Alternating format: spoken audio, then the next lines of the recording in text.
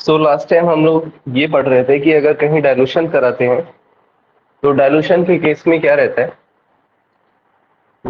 अगर हमने कहीं डाइल्यूशन किया है तो ये केस था, यहाँ पर कुछ आयंस होंगे और कुछ आयंस के बाद यहाँ पर हमारा केस था डाइल्यूशन का। So the thing we have to memorise और रिकॉल, इस केस में जो मोलर कंडक्टिविटी थी वो हमारी लैम्डा एम था, that is molar conductivity at given concentration, and it was calculated by using the formula kappa into 1000 upon molarity. And I told you that कि अगर आप यहाँ पे molarity को मोल पर लीटर में लेते हैं तो फिर यहाँ पे अपने को 1000 नहीं लेना है, ठीक है। इन द सेम केस अगर हम यहाँ पर इसको इनफाइनाइट डाइल्यूशन में ले आते, that is volume tends to be infinity and the concentration of the solution tends to be zero. So इस केस में जो अपनी मोलर कंडक्टिविटी थी ये हमारी हो जाएगी किसमें convert, limiting molar conductivity, and the limiting molar conductivity was denoted by lambda naught, ठीक है। So molar conductivity is at given concentration where we have to calculate it by using the formula kappa into 1000 divided by molarity, while the concentration, if the concentration is tends to be zero and the volume tends to be infinity, in this case the molar conductivity is called limiting molar conductivity. If the definition of the limiting molar conductivity is asked, then you have to write when the volume tends to be infinity and the concentration approaches zero, then the molar conductivity is redefined as limiting molar conductivity. Right तो ये हम लोग पहले भी कर चुके हैं। Now the next concept is in case of limiting molar conductivity, the next law is Kohlrausch law. Kohlrausch law, it is also called Kohlrausch law of independent migration, it is also called Kohlrausch law of limiting molar conductivity XYZ। आपको कोलोरॉश law की term दिखे जहां पर कोलोरॉश law पूछा गया है, and ये किस रेफरेंस में पूछा गया, means Kohlrausch law of independent migration पूछा गया या Kohlrausch law of limiting molar conductivity पूछा गया या कोई भी कोलोरॉश लॉ पूछा गया। तो इस केस में आपको क्या करना है, जो हम लोग ये वाला लॉ पढ़ेंगे अपने को लिखना ही है। The Kohlrausch law state that it is only dealing with limiting molar conductivity, nothing else. Say अपने पास कोई एक इलेक्ट्रोलाइट ए भी है and when it is dissolved in water it get dissociated into A positive and B negative. Okay, right? If the electrolyte is AB, then it get dissociated into A positive and B negative. For example, if we are having NaCl, then it will get dissociated into Na positive and Cl negative. Right? अगर हमारे पास NaCl है तो ये हमारा Na positive ion है, chloride negative ion बनाएगा। But अगर अपने पास कोई इलेक्ट्रोलाइट AX and BY की फॉर्म में है, then it will form X positive ion and Y B negative ion. For example, if we are having BaCl2, barium chloride. So जब हम इसको डिसोसिएट कराएंगे तो ये अपने को प्लस 2Cl नेगेटिव, X के प्लेस पे 1 है, के प्लेस पे 2 है। So जब हम डिसोसिएट कराएंगे तो अपने को क्या मिलेगा, barium plus 2 plus 2Cl negative. So water, it get dissociated into ions, and जब इनके ions फॉर्m होंगे whenever molar conductivity, so Kohlrausch law state that the limiting molar electrolyte AB, okay, whenever an electrolyte is dissolved, then the limiting molar conductivity of the said element, that is the limiting molar conductivity of AB, is equal to the sum of A and limiting molar conductivity of B. Right? Whatever is the limiting molar conductivity of A positive and B negative, it will be given in your paper, or whenever you will face the question of related to the Kohlrausch law in any competitive exam. This value is always given to you. So we have no need to memorize this. We have to learn that how to solve the questions if we have to find the limiting molar conductivity of a given electrolyte.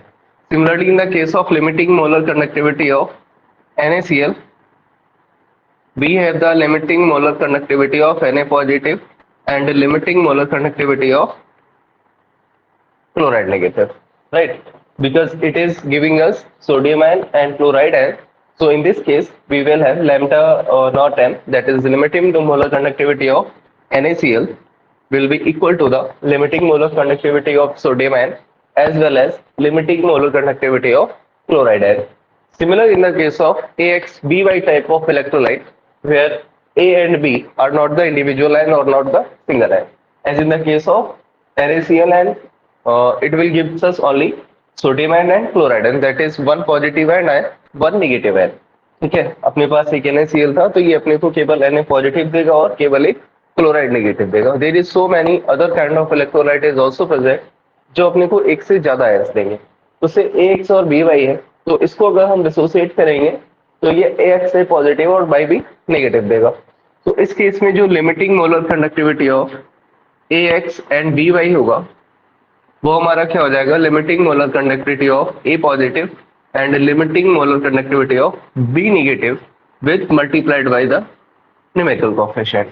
For example, in case of limiting molar conductivity of BaCl2, we will have the limiting molar conductivity of barium ion and the limiting molar conductivity of chloride ion multiplied by 2. Right? यहाँ तक समझ में आया? Sorry, ठीक है. तो इसका एक एग्जांपल देखते हैं. आप अपनी एनसीईआरटी से देख लीजिए इसे, क्योंकि मैं वहीं से लूंगा. एंड इसमें एनसीईआरटी के अलावा कुछ पड़ेगा भी नहीं, बिकॉज क्वेश्चन जो है ना वो एनसीईआरटी से बाहर आता नहीं है इस लेसन में.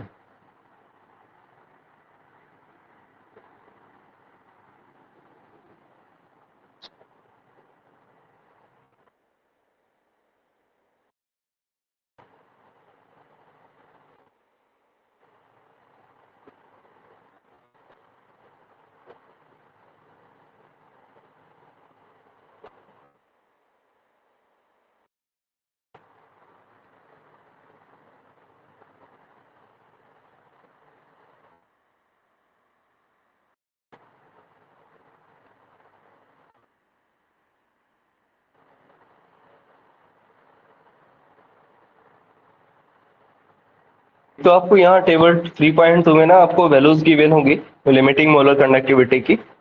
सो whenever we required the molar of the given as we will take the value from this table. ठीक है, बिकॉज एनसीईआरटी में आपको गिवन नहीं होगा exam. And in the case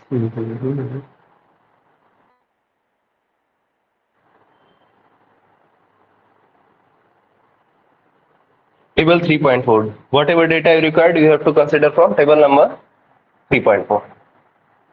ठीक है, जो भी लिमिटिंग मोलर कंडक्टिविटी है कोलोरॉस लॉ के लिए अपने को डेटा चाहिए होगा वो यहाँ से ले लेंगे. ठीक है. So the first question is example 3.7. The question is saying that calculate the limiting molar conductivity for calcium chloride, that is lambda naught m for calcium chloride and lambda naught m for, ये भी lambda होता है और ये भी lambda होता है, दोनों एक ही बात है. सो इसमें ज्यादा कंफ्यूजन नहीं लीजिएगा. सो अपने को lambda molar conductivity of calcium chloride लेना है. तो एज यूजुअल जो अपने पास कैल्शियम क्लोराइड है ये कैसे डिसोसिएट होगा, फर्स्ट हम इसको डिसोसिएट कर देते हैं. Calcium chloride plus 2Cl negative, as usual जैसे कि हम लोग क्लोरोस लॉ देखे हैं. तो अगर हमारे पास कैल्शियम क्लोराइड है तो इसकी मोलर कंडक्टिविटी कैसे आएगी, limiting molar conductivity of calcium ion plus 2 into limiting molar conductivity of chloride ion. यहाँ तो कोई इशू है? No sir. ठीक है. अब यहाँ पे हम लोग क्या करेंगे ना, lambda for calcium ion and lambda for chloride ion की वैल्यू ले लेते हैं टेबल 3.4 से. सो यहाँ पे कैल्शियम आयन का वैल्यू है आपके पास 119.0 एंड क्लोराइड आयन का वैल्यू है 76.3. ठीक है. सो क्लोराइड आयन का वैल्यू हो गया 76.3, बट इसके साथ जो 2 है उससे हम इसको क्या करेंगे, मल्टीप्लाई करेंगे. सो फाइनल वैल्यू क्या हो जाएगी 119.0 प्लस 152. ठीक है. Sum this and we will get your answer. Any doubt for this question? No sir. ठीक है. And similar for we can calculate lambda naught M for magnesium sulphate. ठीक है। So अपने पास जो मैग्नीशियम सल्फेट है, अगेन ये dissociate होगा मैग्नीशियम आयंस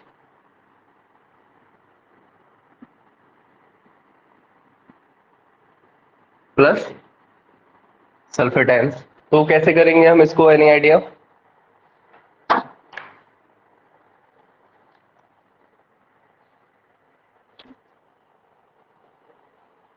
सर जैसे कैसे सॉल्व कर सकते हैं इसको? CaCl2 का किया है फर्स्ट स्टेप, उसी हम्म, तरह यहाँ पे भी फर्स्ट स्टेप करेंगे। ठीक है। तो फर्स्ट स्टेप में अपने पास क्या हो जाएगा, magnesium sulphate equal to lambda naught M for magnesium ion plus lambda naught M for sulphate ion, right. Now अब क्या करना है इसमें, सेम टेबल से फिर से वैल्यूज को पुट कर देंगे। मैग्नीशियम आयन का वैल्यू है अपने पास 106.0 प्लस सल्फेट आयन का वैल्यू है 160.0। ठीक है भाई, कोई समस्या है यहाँ तक? No sir. ठीक है, इसका आप स्क्रीनशॉट ले लीजिएगा।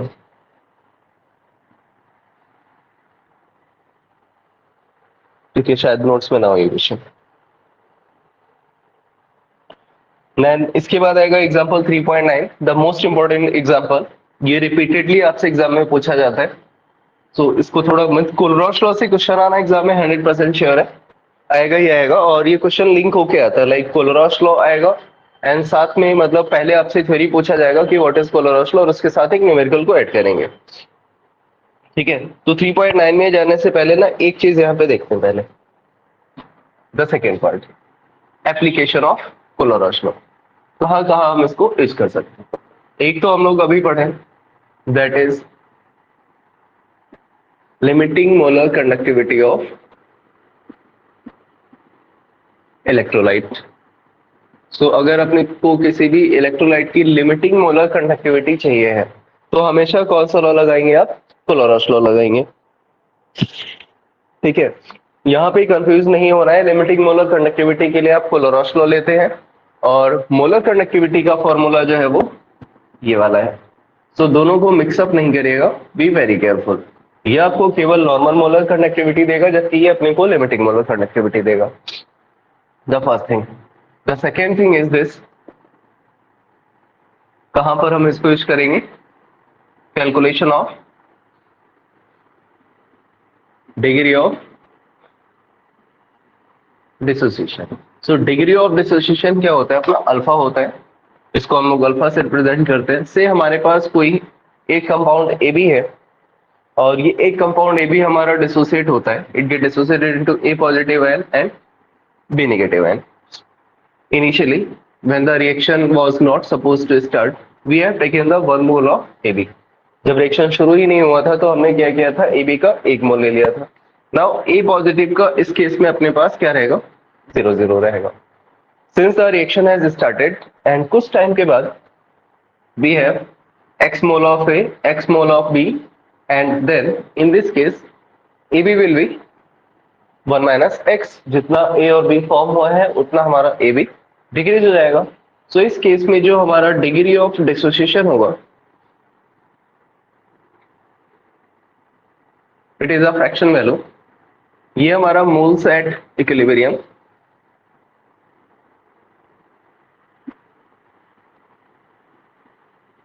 Upon initial number of moles होता है। So moles at equilibrium we will have sum, that is 1 minus x plus x, and initially we have taken 1. So x and x will be crossed out. We will have 1 plus x upon 1. ठीक है। So जो degree of dissociation होता है, that is ये क्या होता है कि हमने किसी का भी मोल्स या इनिशियली जो अमाउंट लिया है, जितना अमाउंट उसका डिसोसिएट हो गया है, जितना अमाउंट अपने पास रह गया। इनिशियली आपने इसका कुछ भी अमाउंट लिया होगा, इट डजंट मैटर। ठीक है, इक्विलिब्रियम पे इसका कितना अमाउंट है, to the fraction of initial amount that you have taken. ठीक है, हमने इक्विलिब्रियम पे अपने को कितना मिला और हमने शुरुआत में कितना लिया था, इन दोनों का अगर हम रेशियो ले लेते हैं तो वो अपने को क्या मिल जाएगा, degree of dissociation. This was only for knowledge purpose, ये आपसे एग्जाम में नहीं पूछा जाएगा कि डिग्री ऑफ डिसोसिएशन क्या होता है। ठीक है, सो हम यहाँ पर डिग्री ऑफ डिसोसिएशन कैसे निकालते हैं, it was the part of last year equilibrium, ठीक है, क्लास 11। तो यहाँ पर हमें अगर डिग्री ऑफ डिसोसिएशन निकालना हो इन इलेक्ट्रोकेमिस्ट्री, सो इक्विलिब्रियम का कॉन्सेप्ट तो ऑब्वियसली लगेगा नहीं। तो इस केस में हम क्या करेंगे यहाँ पे, यानी लिमिटिंग मोलर कंडक्टिविटी को यूटिलाइज करेंगे, that is molar conductivity at given concentration and molar conductivity at infinite dilution. It will give us the value of degree of dissociation, where the first quantity, that is lambda mc, indicate molar conductivity at given concentration divided by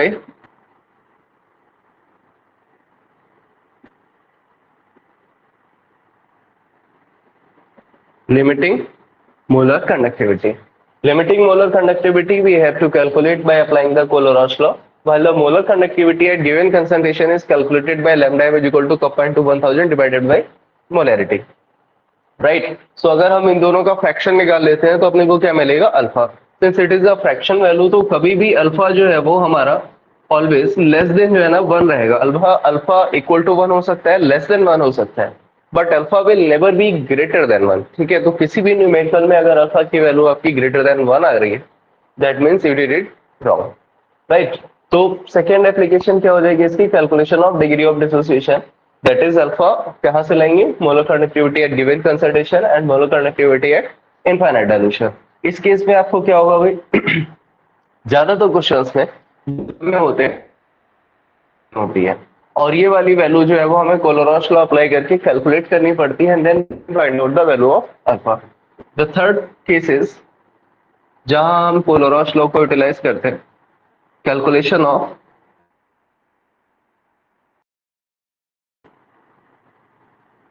dissociation constant solubility.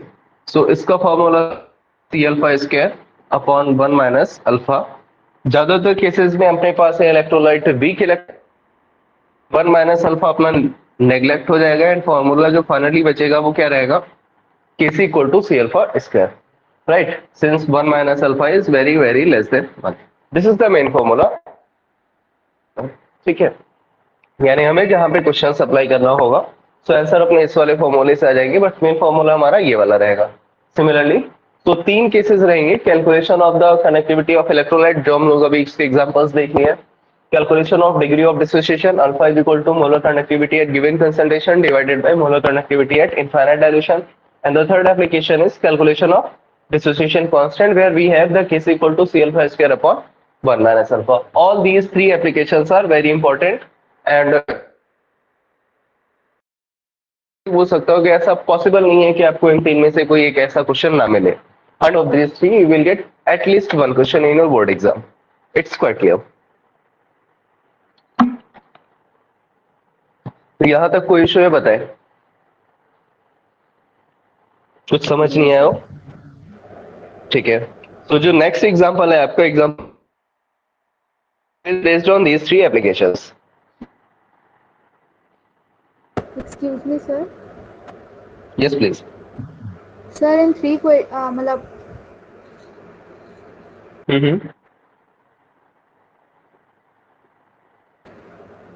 Hello, हाँ बताए बेटा। Sir in three applications को याद करना होगा ना फिर? हाँ बिल्कुल, थ्री एप्लीकेशंस को याद करना होगा, फॉर्मूले ही तो है, लर्न हो जाएंगे। पहली एप्लीकेशन में सिंपली क्या थी, पहली एप्लीकेशन आपकी lambda A B lambda naught A plus lambda naught B, इसके बेस पे आपको एक न्यूमेरिकल मिल जाएगा, राइट। दूसरी एप्लीकेशन आपकी अल्फा पूछा जाएगा, this is the case, and third application आपकी C alpha square upon 1 minus alpha. फॉर्मूले ही तो है तीनों, इजिली मेमोराइज हो जाएंगे, ठीक है। ऐसे नहीं पूछा जाएगा what is the three applications of Kohlrausch law, ऐसे क्वेश्चन नहीं आता, ठीक है। अभी तक तो नहीं आया, आगे भी नहीं आया।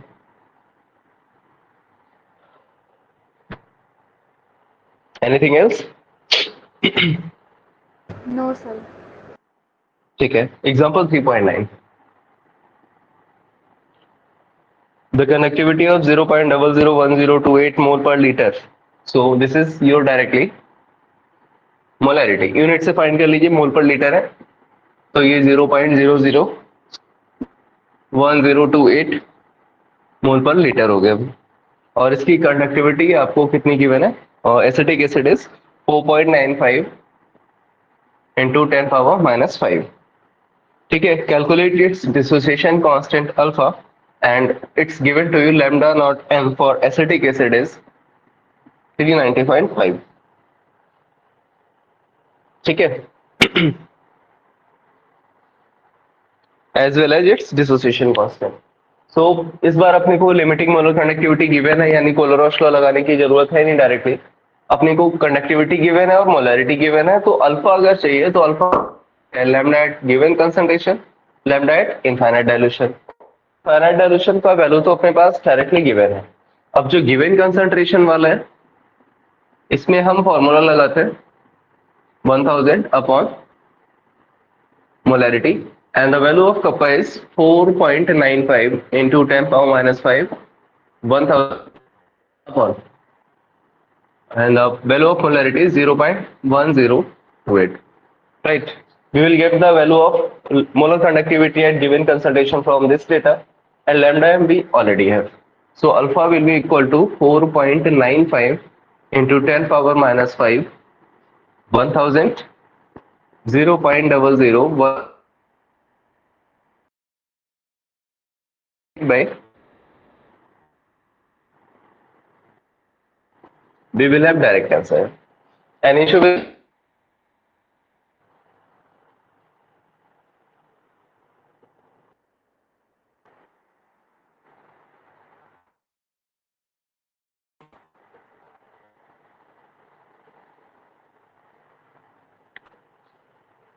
यहाँ तक कोई इश्यू बेटा बताएं? No sir. ठीक है, एंड इसके बाद एक नेक्स्ट इंपॉर्टेंट क्वेश्चन है।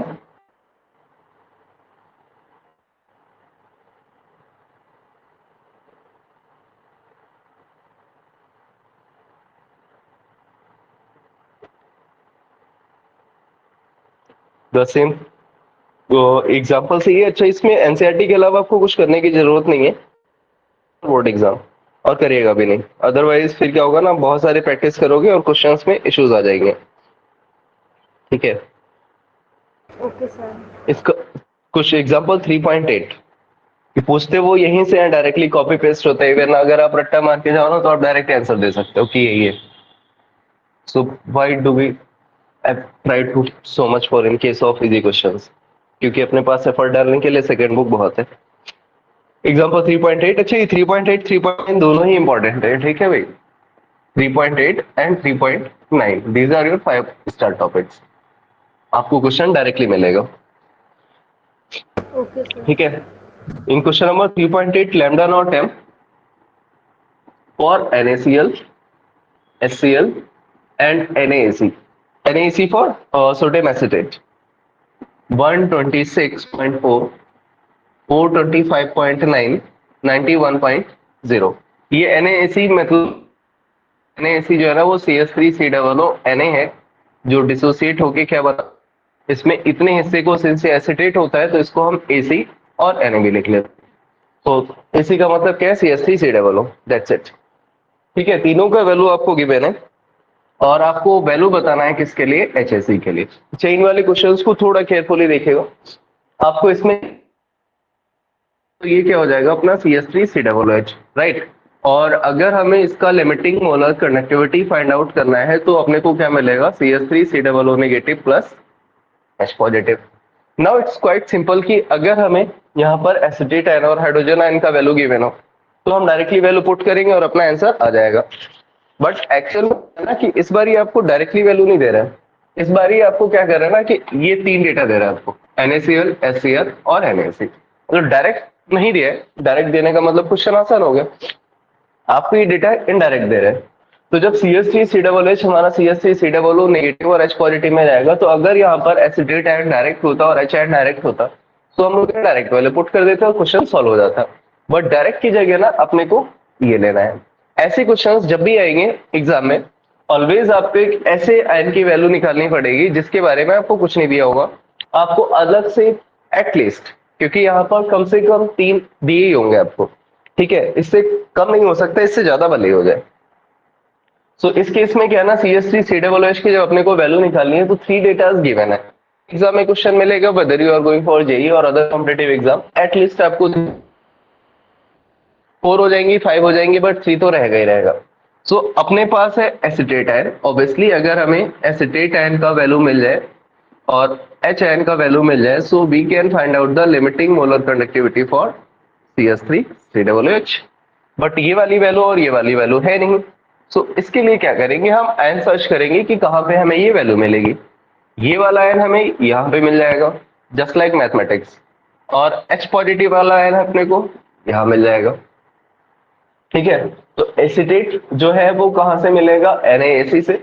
और HCl अपने को क्या दे देगा, HCl दे देगा। But the problem is this कि अगर हम यहाँ से ये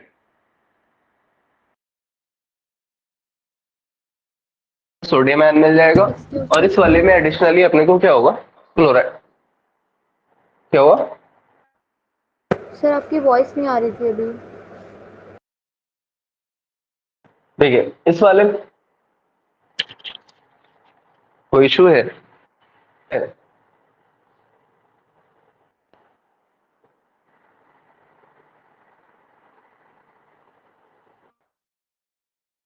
1 मिनट।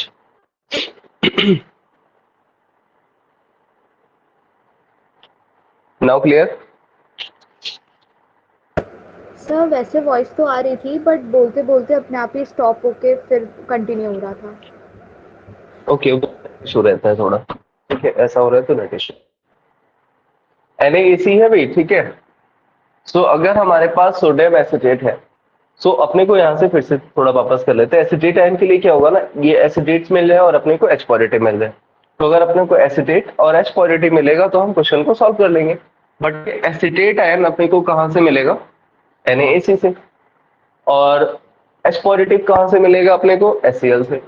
अगर हम सोडियम एसिटेट की वैल्यू लेते हैं दैट इज 91.0, तो एडिशनली यहाँ पे क्या होगा, अपने को सोडियम आयन की वैल्यू भी मिल जाएगी, राइट। अगर हमने यहाँ से 91 लिया है तो ये अपने को सोडियम की भी वैल्यू दे देगा।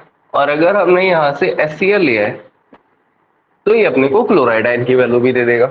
यानी इन दोनों का अगर हम सम कर देते हैं तो एडिशनली हम यहाँ पे क्लोराइड आयन भी ले रहे हैं और सोडियम आयन भी ले रहे हैं। तो हम क्लोराइड आयन और सोडियम आयन को माइनस करने के लिए क्या करें ना, इस वाली वैल्यू को यहाँ से डायरेक्टली माइनस कर देते हैं। ठीक है, ये एक्चुअली शॉर्टकट है। डिटेल से अगर आप बात करें ना तो क्या होगा भाई कि HCl आपको H पॉजिटिव और Cl नेगेटिव देगा, NaAC आपको Na positive plus acetate negative देगा। तो अगर हम दोनों का सम कर देते हैं दैट इज NaC, तो अपने को मिल जाएगा sodium ion plus H ion plus Cl ion plus acetate ion. और इसमें से क्या करते हैं, NaCl को लेके माइनस कर देते हैं, जस्ट लाइक मैथमेटिक्स। तो अगर हम इसको माइनस कर देंगे तो Na क्रॉस हो जाएगा, अपने को मिलेगा कि H पॉजिटिव एसिटेट निगेटिव। सो हम लोग डायरेक्टली वो यूटिलाइज करें, पहले इन दोनों का सम कर दिया एंड फिर थर्ड वाले को माइनस कर दिया। यानी जिसके पास कॉमन आयन है उसको सम कर दीजिए और जिसके पास एडिशनल आयन है उसको माइनस कर दीजिए। ठीक है, गॉट दिस? Yes sir. ठीक है, सो दो पार्ट अपने ऊपर हो गए, करना था, दैट्स इट। और फर्स्ट पार्ट में electrochemical series, sorry cell. So third part में आएगा अपने पास इलेक्ट्रोलिटिक सेल। अगर आपको ब्रेक चाहिए हो तो बता, टॉपिक ओवर करके ही छोड़ूंगा, राइट। क्योंकि इलेक्ट्रोलिटिक सेल जो है ना, खत्म होते अपना लेसन ओवर हो जाएगा, इसलिए मैं ऐसे ओवर कर दूंगा। In case of electrolytic cell क्या रहेगा, थोड़ा सा अलग है इलेक्ट्रो केमिकल सेल से। हमारे पास कोई एक सॉल्यूशन है इलेक्ट्रोलाइट का, से सोडियम आयन एंड क्लोराइड है, और हमने यहाँ पर दो मेटेलिक इलेक्ट्रोड्स लिए हैं। ठीक है, ये इलेक्ट्रोड्स हमारे किसी भी मेटल के हो सकते हैं और इसको हमने कनेक्ट कर दिया बैटरी से। सो जब हम ये प्रोसेस लाएंगे यहाँ पे, किसी भी एक साइड में पॉजिटिव ले लेता हूँ और एक साइड में नेगेटिव ले लेता हूँ, that one side is cathode and the second side is anode. तो ऑब्वियसली जो सोडियम आयन है वो हमारा इस केस में मूव करेगा नेगेटिव आयन की तरफ और नेगेटिव इलेक्ट्रोड की तरफ, और जो क्लोराइड आयन है वो क्या होगा हमारा, मूव करेगा पॉजिटिव प्लेट की तरफ, राइट। सो ओवरऑल अगर मैं देखूं तो जब ये क्लोराइड इधर मूव करके आएगा तो हमारे पास यहाँ पर क्लोराइड का डिपोजिशन होगा। ऐसे ही सोडियम जब इधर मूव करके आएगा तो यहाँ पर सोडियम का डिपोजिशन होगा, as in the case of artificial jewellery. Artificial jewellery में यही रहता है, एक साइड हम आयरन रॉड ले लेते हैं, दूसरी साइड से हम उसके ऊपर क्या करते हैं, गोल्ड की प्लेटिंग कर देते हैं। तो गोल्ड जब इधर से डिके होगा तो दूसरे के ऊपर जाके क्या होता है, उसका डिपोजिशन होता रहता है और अपने को ऐसी आर्टिफिशियल ज्वेलरी मिल जाती है, या इसकी जगह कोई और मेटल भी ले सकते हैं। So we can say at anode chlorine is traveling toward anode, so we can say that these two chlorine release 2 electron at anode and get deposited at chlorine gas। ठीक है भाई, क्लोराइड आयन हमारा move करते हुए आएगा, इस electrode पे आने के बाद क्या होगा, डिपोजिशन हो जाएगा। जब वो यहाँ पे आके डिपॉजिट करेगा तो क्या होगा, हमें कोई क्या मिलेगा, यहाँ से क्लोराइड आयन मिलेगा। सिमिलरली एट कैथोड क्या होगा, जो सोडियम था वो हमारा एक इलेक्ट्रॉन कैप्चर करेगा और डिपॉजिट हो जाएगा किसमें, सोडियम में। ठीक है, सिंस यहाँ पर डिपोजिशन ऑफ आयंस होता है, लाइक करंट पास करते हैं, हमारे पास कोई एक इलेक्ट्रोलाइट का सॉल्यूशन है, उस इलेक्ट्रोलाइट के सॉल्यूशन से हम लोग करंट पास किए हैं, और करंट पास होने के बाद क्या होता है, जो आयंस होते हैं वो अपोजिट इलेक्ट्रोड के पास डिपॉजिट हो जाते हैं। सिंस वो आयंस हमारे अपोजिट इलेक्ट्रोड के पास डिपॉजिट होंगे तो ऐसे सेल को हम क्या बोलेंगे, इलेक्ट्रोलिटिक सेल। जहां पर क्या होता है, करंट पास करेंगे तो एक केमिकल रिएक्शन होगी और केमिकल रिएक्शन की वजह से इलेक्ट्रोड के पास क्या होगा, आयंस का डिपोजिशन होगा। यानी यहाँ पर करंट की वजह से केमिकल रिएक्शन होती है। तो ऐसी कोई सेल जहां पर केमिकल रिएक्शन की वजह ऐसी कोई भी सेल जहां पर करंट पास करने पे केमिकल रिएक्शन हो रही हो, यानी दो cell in which the chemical reaction occur when the current is pass through them are termed as electrolytic cell. ठीक है, अगर हमने करंट पास किया और केमिकल रिएक्शन हो गई देन इसको हम क्या बोल देंगे, electrolytic cell. In this case always the mass is deposited at electrode, always. ठीक है, whatever is the condition, the mass is always deposited at electrode, right. अच्छा, यहाँ पे क्या है ना भाई कि पिछले वाले से थोड़ा सा अलग भी है। यहाँ एनोड पे क्या हो रहा है, ऑक्सीडेशन, और कैथोड पे क्या हो रहा है, यहाँ पे रिडक्शन। एग्जाम में क्या पूछते हैं, एग्जाम में आपसे ये नहीं पूछते कि इलेक्ट्रोलिटिक सेल क्या होते हैं, एग्जाम में आपसे पूछते हैं what is the difference between electrochemical cell and the electrolytic cell. So two differences are quite clear. So the first one is this: in electrochemical cell, the chemical reaction produce current, while in the electrolytic cell, the current produce a electrochemical current. Say this is your electrolytic and this is your electrochemical. So यहाँ पे क्या होगा, current लाएंगे, current की वजह से क्या हो जाएगी, केमिकल रिएक्शन, और यहाँ पे क्या होगा ना, केमिकल रिएक्शन होगी और उससे आपको क्या मिलेगा, करंट। सो दोनों प्रोसेस में ही डिफरेंस है, यानी इलेक्ट्रोकेमिकल सेल में क्या हो रहा है कि केमिकल रिएक्शन हो रही है, केमिकल रिएक्शन होने के बाद से क्या हो रहा है, करंट प्रोड्यूस हो रहा है, करंट प्रोड्यूस हो रहा है, दैट्स व्हाई वो कौन सी सेल हो जाएगी, इलेक्ट्रोकेमिकल सेल। यानी ऐसी कोई भी सेल जहां पर आपको करंट मिल रहा है by the mean of chemical reaction, उनको हम क्या बोल देंगे, इलेक्ट्रोकेमिकल सेल। ठीक है, ये कई तरीके की हो सकती है, गैल्वेनिक, एक्सवाइजेड। ठीक है, वैसे ही हमारे पास इलेक्ट्रोलिटिक सेल है, तो यहाँ पर क्या होगा, हमारा जो करंट होगा वो प्रोड्यूस करेगा किसी भी केमिकल रिएक्शन को, right. The second difference is this: इस केस में जो हमारा ऑक्सीडेशन है वो कहाँ हो रहा है, एनोड पे, और एनोड के ऊपर चार्ज भी कैसा है, पॉजिटिव। बट इलेक्ट्रोकेमिकल सेल में हमारा एनोड कैसा था, नेगेटिव चार्ज। सिमिलरली यहाँ पे जो कैथोड है वो हमारा कैसा है, नेगेटिव चार्ज, जबकि इलेक्ट्रोकेमिकल सेल में हमारा कैथोड कैसा था, पॉजिटिव चार्ज। ठीक है, एंड द सेकेंड थिंग, यहाँ पर इलेक्ट्रोड के मास का डिके नहीं होता है, जबकि इलेक्ट्रोकेमिकल सेल में क्या था, इलेक्ट्रोड के मास का डिके हो जाता है। यहाँ हमें सॉल्ट ब्रिज की जरूरत पड़ती है, बट यहाँ पर हमें सॉल्ट ब्रिज की कोई भी नीड नहीं है। तो एग्जाम में अगर क्वेश्चन है कि what is the difference between electrolytic cell and electrochemical cell, तो आपको ऐसे ही फ्रेम करके लिखना है। ठीक है, यहाँ तक कोई इशू है, सॉरी। ठीक है, सो जब ये प्रोसेस ऑफ इलेक्ट्रोलिटिक हो रहा होगा, यानी इलेक्ट्रोलिसिस की प्रोसेस हो रही है, तो इस सेल में क्या होगा भाई सॉरी, इस सेल में क्या होगा ना कि अपने पास इलेक्ट्रोड के ऊपर ऑलवेज कुछ ना कुछ मास तो डिपॉजिट ही होगा। ये पक्का है।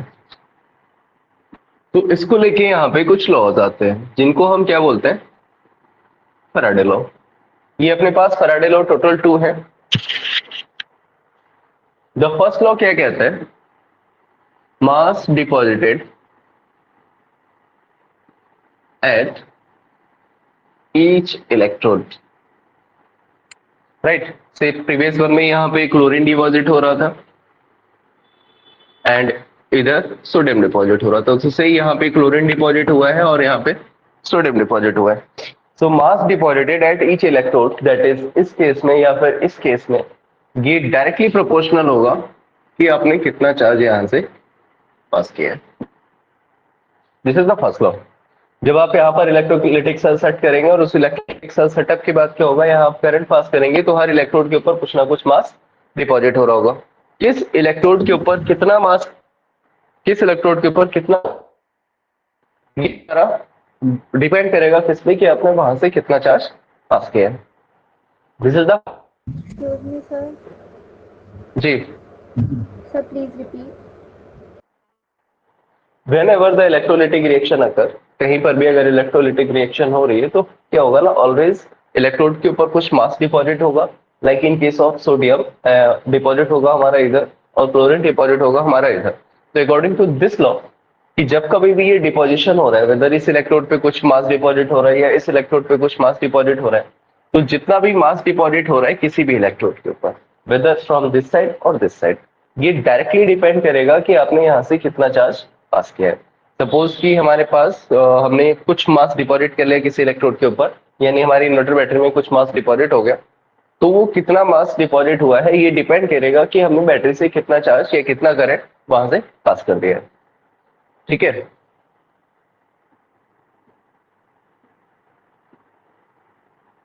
M is directly proportional to Q. Now clear? Yes sir. ठीक है। So M is directly proportional to Q, where M is the mass deposited at electrode and Q is the charge. अगर हम यहाँ से प्रोपोर्शनलिटी का sign हटाते हैं तो एक कांस्टेंट लेके आते हैं Z। इस Z को हम लोग क्या बोलते हैं यहाँ पे, इलेक्ट्रोकेमिकल इक्विवेलेंट। ठीक है, डेफिनेशन के लिए क्या करेंगे, Z इज इक्वल टू क्या ले लेते हैं हम, M upon Q, and if we say that 1 coulomb, that is हमने यहाँ से टोटल चार्ज पास किया 1 coulomb, then Z will be equal to M। ये डेफिनेशन आपसे पूछी जा चुकी है, what is electrochemical equivalent. So अगर हमारे पास कोई ऐसा सेटअप है जहां से हमने चार्ज पास किया, तो जब हमने इस केस में चार्ज पास किया है तो चार्ज पास करने पे क्या होगा भाई, और जो भी मास हमने लिया है वो डायरेक्टली रिलेशन में रहेगा क्योंकि, और जब हम प्रोपोर्शनलिटी का साइन हटाएंगे तो यहाँ पे एक कांस्टेंट आ जाएगा, that is called electrochemical equivalent. Now इस इलेक्ट्रोकेमिकल इक्विवेलेंट को डिफाइन करने के लिए हम क्या करते हैं, Z is equal to M upon Q कर देते हैं। Now Z is equal to जब M अपॉन Q हो जाएगा तो Q को हम मान लेते हैं 1 कूलम। सो इलेक्ट्रोकेमिकल इक्विवेलेंट क्या हो जाएगा हमारा, equal to mass. So we can say that electrochemical to the mass deposited at electrode, ठीक है, that is electrochemical equivalent is equal to the mass deposited electrode, there is only 1 coulomb charges pass. ठीक है, और you can also say that if 1 coulomb charges pass through the electrolytic cell, then electrochemical equivalent is equal to the mass. Any problem with this? No sir. ठीक है, second condition यहाँ पे क्या लेनी है भाई, इसी लॉ को हम लोग मॉडिफाइड कर देते हैं। जो आपका M is equal to Z into Q है, इसको हम Z into I into T भी लिख सकते हैं। Since Q is equal to I into T होता है, that is current into time, तो Q की जगह पे क्या लिख सकते हैं, I इंटू टी लिख सकते हैं। नाउ नोटिस दैट I यहाँ पे ऑलवेज एम्पियर में होना चाहिए एंड टाइम हमेशा यहाँ पे किस में होना चाहिए, सेकेंड में होना चाहिए। अगर इसके अलावा आपके पास कोई और यूनिट है तो आपको कन्वर्ट करना पड़ेगा। ठीक है, I और T, I एम्पियर में रहना चाहिए और T हमारा किस में रहना चाहिए, ऑलवेज सेकेंड में, must be in ampere and must be in second. ठीक है, ये क्या हो गया हमारा फर्स्ट लॉ। यहाँ फर्स्ट लॉ से कोई इशू है आपको? ठीक है, स्पेशली फर्स्ट लॉ क्या है आपका, M is equal to Z I T. How to utilize with this, कि हम इसको कैसे यूज करेंगे, ये देखिए न्यूमेरिकल फॉर्म जो है ना थ्योरेटिकल फॉर्म से थोड़ी अलग है। लाइक थ्योरेटिकली पूछा गया फैराडे फर्स्ट लॉ तो ये लिखना है जो आपने पढ़ा है, बट अगर हमें न्यूमेरिकल सॉल्व करना है, यानी कितना मास डिपॉजिट हुआ, कितना करंट पास करना है, क्या करना है, ये डायरेक्टली आपको किससे देखना है। से हमारे पास एक एलिमेंट ए है, ये हमारा 1 इलेक्ट्रॉन लेता है और ये कन्वर्ट हो जाता है ए में। ठीक है, इन द प्रीवियस वन अपने पास सोडियम था, ये सोडियम हमारा एक इलेक्ट्रॉन लेगा एंड किस में डिपॉजिट हो जाएगा, सोडियम में। सिमिलरली जो हमारे पास क्लोरीन था, ये क्लोरीन क्या करेगा, Cl2 और रिलीज करेगा कितने को, 2 इलेक्ट्रॉन को। One thing you have to memorize here, that is charge over 1 mole electron. ये हमारा क्या होता है, ये होता है हमारा 1 फैराडे एंड इसका वैल्यू कितना होता है, 96500 कूलम। क्वेश्चन अपना यहीं से सॉल्व होगा। ठीक है, 1 मोल इलेक्ट्रॉन के ऊपर जो चार्ज होता है वो 1 फैराडे रहता है और उसको हम क्या बोलते हैं, 96500। ये 1 फैराडे केवल एफबी हो सकता है। ऐसा क्यों याद रखना है, क्योंकि एनसीईआरटी में आपसे स्पेसिफिकली ये पूछा गया है कि आपको 96500 में आंसर नहीं देना, आपको आंसर देना है इन टर्म्स ऑफ फैराडे। तो जब in term of Faraday answer देना है तो हम वहां पे क्या लिखेंगे, 1f लिखेंगे या 2f लिखेंगे या 3f लिखेंगे, ना कि वहां पे 96500 लिखेंगे। ठीक है, सो से कि अगर हमारा ए पॉजिटिव एक इलेक्ट्रॉन लेके ए में डिपॉजिट होता है, सो यहाँ पे जो हमारा चार्ज होगा वो कितना होगा, दैट इज कितना चार्ज पास किया डायरेक्टली, डायरेक्ट अपने को वैल्यू मिलेगी, कितना हुआ, 1 मोल इलेक्ट्रॉन। ठीक है, बिकॉज ये 1 मोल इलेक्ट्रॉन लेके ही तो ए में कन्वर्ट हो रहा है। अगर ये 1 मोल इलेक्ट्रॉन लेके ए में कन्वर्ट हो रहा है तो ऑब्वियसली आप यहाँ चार्ज कितना पास कर रहे हैं, 96500 from this data. Are you getting this? Yes sir. ठीक है, तो similarly in case of sodium plus electron, हमने सोडियम बनाया तो यहाँ पे कितना चार्ज पास किया होगा,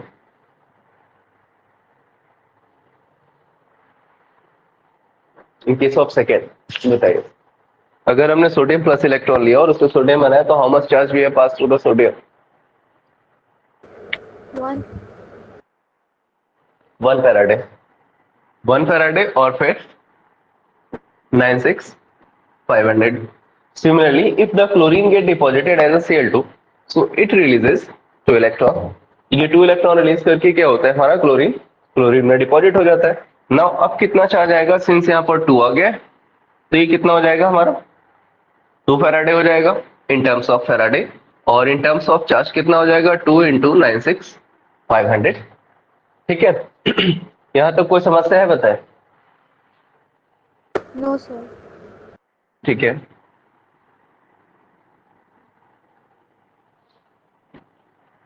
सो द फर्स्ट क्वेश्चन इज, ये एनसीईआरटी का ही है, देख लीजिए कहाँ मिलेगा आपको। How much charge is required, the first is aluminium 3 positive to aluminium and the second is MnO4 2 negative to Mn plus. ठीक है, कैसे करेंगे ये देखें। फर्स्ट वन इज तो क्लियर है भाई, ये प्लस एल्युमिनियम में गया है, तो अगर ये हमारा +3 से एल्युमिनियम में जा रहा है तो ये कितने इलेक्ट्रॉन ले रहा है, हमारा +3 इलेक्ट्रॉन ले रहा है। ठीक है, aluminium +3 by capturing 3 electron get deposited into aluminium. So अगर इसने 3 इलेक्ट्रॉन लिए हैं तो इसने चार्ज कितना लिया, 3 फैराडे का। अगर आपसे आंसर फैराडे के टर्म्स में पूछा जाए और अगर आपसे चार्ज पूछा गया तो आंसर कितना हो जाएगा, 3 इंटू 96500, जो भी वैल्यू मिले। बट इन सेकेंड वाले में क्या है ना कि जब आपके पास MnO4 2 नेगेटिव है, जो आपको Mn2 पॉजिटिव दे रहा है, तो यहाँ पर हमारे पास डायरेक्ट रिलेशन नहीं है कि कितने इलेक्ट्रॉन ले रहा है। सिंस हमारे पास यहाँ कोई डायरेक्ट रिलेशन नहीं है कि कितने इलेक्ट्रॉन ले रहा है, तो हम यहाँ पे क्या करेंगे, Mn का ऑक्सीडेशन स्टेट निकालते हैं। इस वाले Mn का ऑक्सीडेशन स्टेट +2 है, इस वाले Mn के ऑक्सीडेशन स्टेट के लिए हम क्या करते हैं, O इंटू 4 इक्वल टू -2 कर देते हैं, इधर लिख लेते हैं इसको, sorry, O into 4 equal to -2 into 4 equal to -2, तो अपने को क्या मिलेगा, 8 equal to -2, we will have Mn is equal to -2 plus 8 that is 6। So यहाँ पर जो Mn का ऑक्सीडेशन वो कितना आएगा, 6 आएगा। सो Mn +6 से +2 में कन्वर्ट हुआ है, सो इसकी ऑक्सीडेशन स्टेट टाइम्स डिक्रीज हो गई, दैट मीन्स इसने यहाँ पर कितने इलेक्ट्रॉन लिए होंगे, 4 इलेक्ट्रॉन। और अगर इसने यहाँ पे 4 इलेक्ट्रॉन लिए हैं तो फिर इसके पास चार्ज कितना हो जाएगा, 4 फैराडे और 4 इंटू 96500 चार्ज। दोनों क्वेश्चन समझ में आए? सर बी पार्ट फिर से बता दीजिए। बी पार्ट में क्योंकि अपने को ये नहीं पता है कि कितने इलेक्ट्रॉन का एक्सचेंज हो रहा है, इसलिए फर्स्ट पहले क्या करेंगे, हम फाइंड करेंगे कि कितने इलेक्ट्रॉन का एक्सचेंज हुआ। तो इसलिए पहले हम MnO4 2 नेगेटिव में मैग्नीज का ऑक्सीडेशन स्टेट निकालते हैं। ऑक्सीडेशन स्टेट निकालने के लिए क्या करते हैं, Mn जैसे कि मॉलिक्यूलर मास कैलकुलेट करते हैं, Mn plus O into 4 equal to -2, -2 equal to में इसलिए क्योंकि इसके ऊपर -2 चार्ज है। नाउ ऑक्सीजन का ऑक्सीडेशन स्टेट -2 होता है, हम लोग डायरेक्टली पुट कर दिए, 4 2 8, तो Mn का ऑक्सीडेशन स्टेट कितना मिल जाएगा, 6। और अपोजिट साइड तो Mn के ऊपर +2 चार्ज लगा हुआ है, दैट्स वाई इसका डायरेक्टली ऑक्सीडेशन स्टेट कितना हो जाएगा, जितना इसके ऊपर पॉजिटिव चार्ज है, दैट इज +2, तो 6 से 2। ठीक है, पॉजिटिव चार्ज डिक्रीज हुआ है, एंड पॉजिटिव चार्ज डिक्रीज होने का मतलब यहाँ पर कितने इलेक्ट्रॉन इसने ले लिए हैं, 4 इलेक्ट्रॉन ले लिए। जितना ऑक्सीडेशन स्टेट में डिफरेंस आया है उतने ही इलेक्ट्रॉन इसने ले लिए। 4 इलेक्ट्रॉन लिए हैं तो 4 इलेक्ट्रॉन का मतलब क्या हो, 4 इंटू फैराडे, यानी जो टोटल आपको चार्ज मिलेगा वो कितना हो जाएगा, 4 है। और टोटल चार्ज आप कितना पास करेंगे, 4 into 96500। Any issue with this? No sir. ठीक है, अगर यही से क्वेश्चन दूसरी फॉर्म में आ सकता है, दूसरी फॉर्म में क्वेश्चन कैसे आता है, ये तो डायरेक्ट रिलेशन है। सेकेंड फॉर्म में क्वेश्चन ऐसे आता है कि जैसे कि हमारे पास एल्युमिनियम +3 है और ये हमारा किस फॉर्म में जाएगा, एल्युमिनियम में जाएगा। So the question is this, how much charge is required to deposit 20 gram aluminium, right. 20 gram aluminium अगर अपने को डिपॉजिट करना है तो कितने चार्ज की जरूरत है। तो अगेन पहला स्टेप वैसे ही, +3 इलेक्ट्रॉन्स ये लेगा और 3 इलेक्ट्रॉन लेके किस में डिपॉजिट हो जाएगा, एल्यूमिनियम में। सो इधर से कितने चार्ज ले रहा है ये, 3 फैराडे, और 3 फैराडे किसको डिपॉजिट करेंगे, मोलर मास ऑफ एल्यूमिनियम को। इधर से इधर जो भी कंपाउंड आएगा, जैसे कि से अगर इधर क्लोरीन आ रहा है तो यहाँ पे क्या हो जाएगा कि जो चार्ज उसने लिया है वो क्या हो जाएगा, उस गिवन एलिमेंट का मास। अगर यहाँ से सोडियम होता है तो क्या आ जाएगा, मोलर मास। जो डायरेक्ट रिलेशन है वो फैराडे और मोलर मास का है। सो मोलर मास आपको एग्जाम में गिवन होता है वैसे तो। सो बी कैन से कि 3 इंटू 96500 ले लेते हैं, एंड मोलर मास एल्यूमिनियम का 26 ग्राम। ये तो अपने को क्वेश्चन से रिलेशन मिल गया। नाउ 26 ग्राम, अब यहाँ पे यूनिटरी मेथड लगा लेते हैं। 26 ग्राम एल्यूमिनियम इज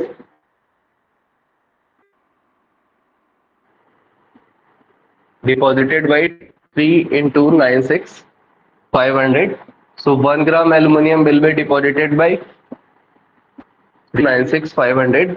so बताना कितना है, aluminum will be deposited by 3 into 96500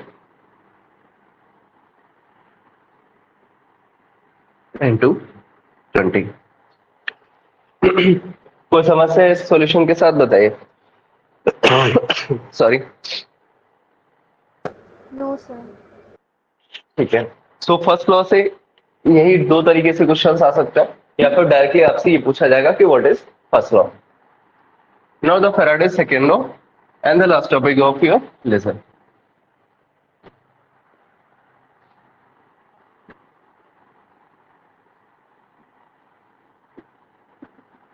second law के अकॉर्डिंग क्या रहेगा भाई, कि से हमारे पास 2 सेल है और इन 2 सेल्स को हमने क्या किया, सीरीज में कन्वर्ट कर दिया।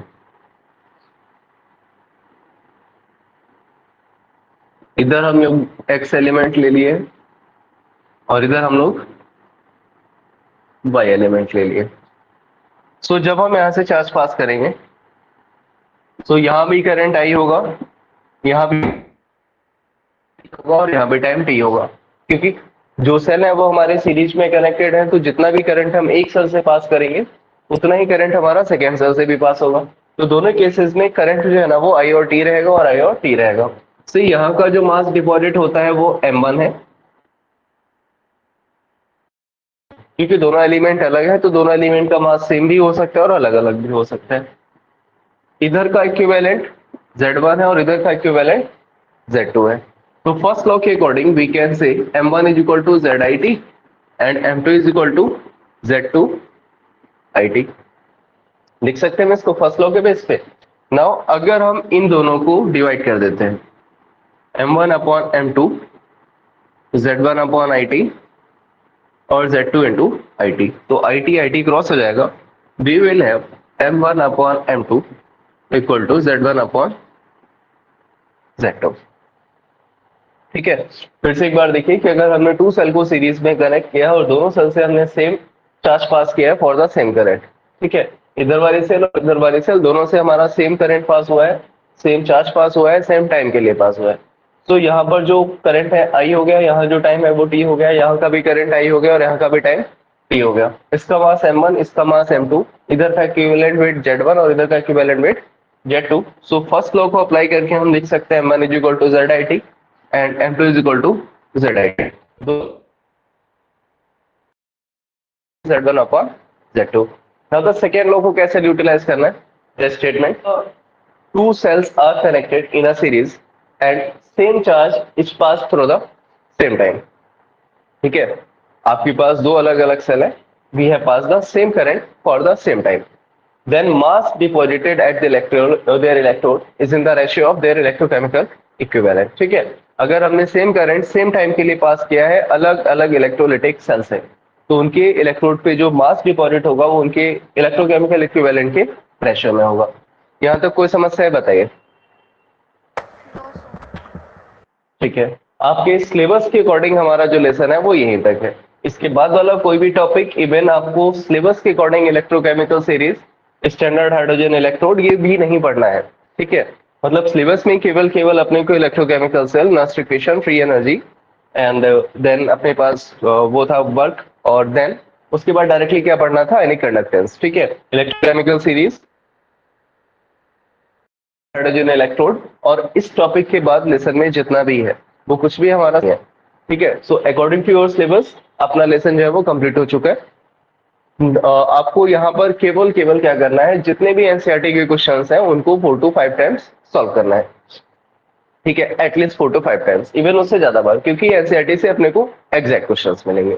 राइट, एंड सेकेंड थिंग अपने को यहाँ पे क्या देखना पड़ेगा? P/Q जो आपको आपकी वर्कशीट जो आपको दी गई है उसमें मिल जाएंगे। ठीक है, वहां पे भी आपको क्वेश्चंस जो है वो टॉपिक वाइज डिवाइडेड है, तो जो टॉपिक आपके सिलेबस में नहीं है या जो आपको नहीं कराया गया वो क्वेश्चंस आपको वहां पे नहीं करना है। ठीक है, तो इलेक्ट्रोकेमिकल जो है वो अपना ओवर हो गया। ठीक है, कल आपकी क्लास शाम को 7 बजे रहेगी। कोई और डाउट है तो आप बता सकते हैं। No sir. Thanks for joining. Now you can leave the class.